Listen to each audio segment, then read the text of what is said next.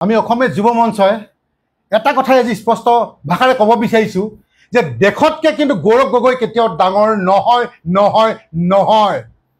কাৰণ আমি এটা কথাই অসম তথা ভাৰতৰ সাংসদসকলক অনুৰোধ জনাইছোঁ যে তেখেতক আমাৰ যি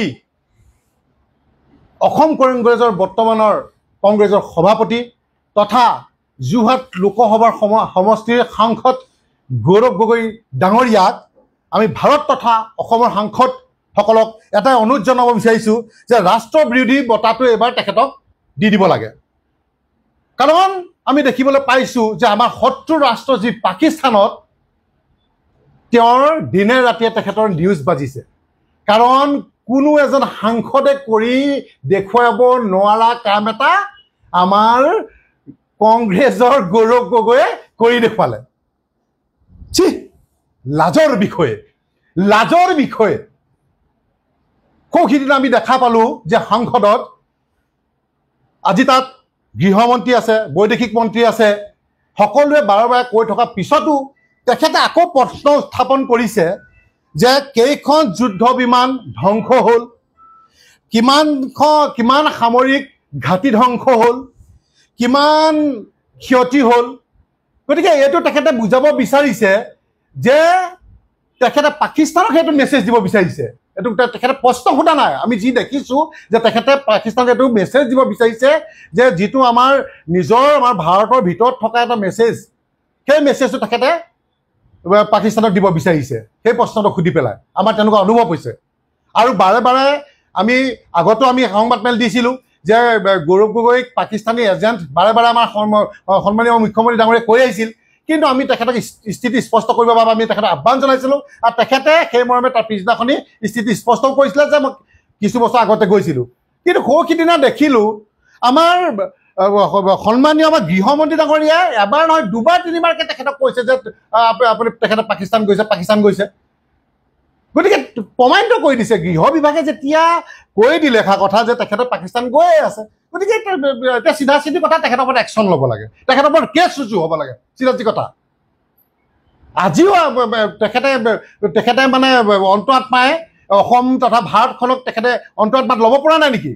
কিন্তু গৌৰৱ গগৈ ডাঙৰ এটা কথা ক'ব বিচাৰিছোঁ যে আকৌ এবাৰ ক'ব বিচাৰিছোঁ যে গৌৰৱ গগৈৰ পাছত কিন্তু দেশ আগত কিন্তু চিধা কথা। গতিকে বাৰে বাৰে তেখেতে ইমান প্ৰেম প্ৰীতিৰে পাকিস্তানৰ লগত তেখেতৰ নিউজ বাজি গ'ল তাত গোটেইকেইটা চেনেলত, নোহোৱা নুবুজা এটা কাণ্ড।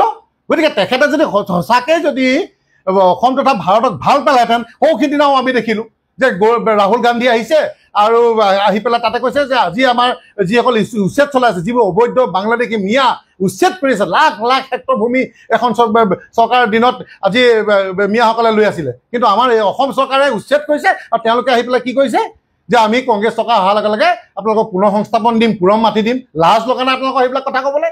গোটেই অসমেই সমৰ্থন জনাইছে যে মিয়া বাংলাদেশীসকলক খেদিব লাগে, বিতৰণ কৰিব লাগে, উচ্ছেদ কৰিব লাগে। আৰু তাৰে এগেইনষ্টত আপোনালোকে কি কৈছে যে মাতি দিব ভোটৰ লালসাত। গতিকে গৌৰৱ গগৈ ডাঙৰীয়াই যি 2026 চনত যি আশা দেখিছিল, যি কংগ্ৰেছ চৰকাৰে তেখেতক লৈ আশা দেখিছিল, চব বম জিৰ' আলুগুটি। আমি আজি কৈছোঁ লিখি ৰাখক, আজিৰ ডেটত লিখি ৰাখক, যদি কংগ্ৰেছ চৰকাৰ 2026 চনত আহে মই সংগঠনৰ পদত্যাগ কৰি দিম, গতিকে পাকিস্তানী এজেণ্ট এজনক কিদৰে আমাৰ অসম তথা ভাৰতবাসীয়ে তেতিয়া আদৰি ল'ব? গতিকে তেখেতৰ আজিলৈকে আধাংগিনী তাত NGO বোলে চলাই আছে, তাৰপৰা দৰমহা লৈয়ে আছে। আজিলৈকে তেখেতৰ ল'ৰা ছোৱালীকেইটাক ভাৰতীয় কৰিব নোৱাৰিলে। গতিকে কিমান এটা লাজৰ বিষয় গৌৰৱ গগৈ ডাঙৰীয়া।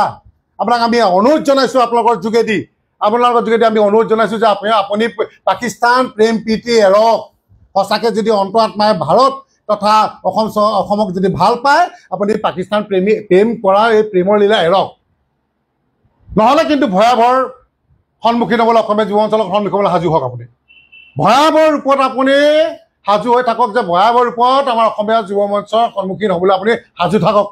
চিধা কথা, স্পষ্ট কথা। মিয়া প্ৰেমী ওলাব আপুনি, পাকিস্তানী প্ৰেমী ওলাব আপুনি। লাজ লগা নাই আপোনাৰ? কংগ্ৰেছ এজনৰ সভাপতি হৈ পেলাই যোৰহাটৰ সাংসদ বুলি ক'বলৈ আমি আপোনাক লাজ লাগিছে আজি?